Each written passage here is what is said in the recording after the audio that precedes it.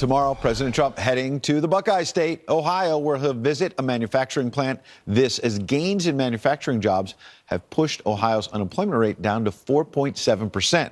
Later on, a rally for the president in Cincinnati. So what do Buckeye State voters want to hear? Dennis Kucinich served 16 years as a Democratic congressman in Ohio, former Fox News contributor, now running for governor. He joins us now live to weigh in. Good morning. Good to see you, Congressman. Good morning, Ed. Good to be with you. Tell me what you think the voters of Ohio want to hear, because on one hand, we just mentioned the unemployment rate in your state coming down. That started under President Obama. It's continued under President Trump. We've seen the markets taking off, and we've seen a tax cut go through that seems to really be juicing this economy. As one of the leaders in your party, Nancy Pelosi, says, it's just crumbs. Well, let me be quite specific. President's coming to Cincinnati. The people in Cincinnati, Hamilton County have real concerns, and here they are. There's a Western Hills viaduct that's going to cost about $360 million to repair, 50,000 cars a day. They want some action on that. The federal government needs to help. The Brent Spence bridge that connects Ohio and Kentucky, it's a $2.5 billion project, 160,000 cars a day.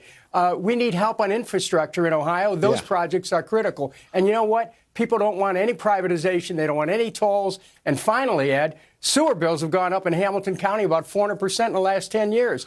And the areas under mandates, the federal government has to help rebuild sewer systems without socking it, seeing local ratepayers. Well, with all due respect, I'm not sure the president can do much about sewer bills, but he can do something about the roads and bridges. Well, I'll let you speak. But in all seriousness, the president in the State of the Union talked about infrastructure. He wants to get a deal done.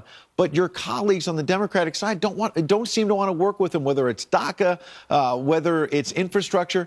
Democrats don't want to work with them. Here you are in your state saying, let's come together. What's the disconnect here, sir? Well, first of all, you have to be aware that there are massive infrastructure needs, over $3 trillion nationally. But in Ohio specifically, the president's going to be in Cincinnati. He can address these issues. Sewer systems need to be rebuilt. There's a federal mandate out there that counties and cities can't meet. The federal government has to weigh in. Now, parties have to work together. It's absolutely true. Are there political differences? You bet there are. But when we work together, we have to draw the line. No privatization, no tolls. We need to rebuild the infrastructure. The president said he would do that in his inaugural speech. I think that this is the time people are expecting him to deliver. You're listening to the voters. Are they talking about the Russia investigation, or would they rather talk about the economy? Well, yeah, there are some people concerned about that, but I think most people want to see more jobs. They want to see the infrastructure rebuilt. They want to see they don't want to have to worry when they go across a bridge whether there's going to be any structural problems with the bridge. We have to rebuild America, rebuild Ohio. That's what I think people in Ohio want, and I'm certainly in tune with them on that. Congressman, the big question. Super Bowl prediction? You know, I would think the Eagles probably look like they have an advantage. Right.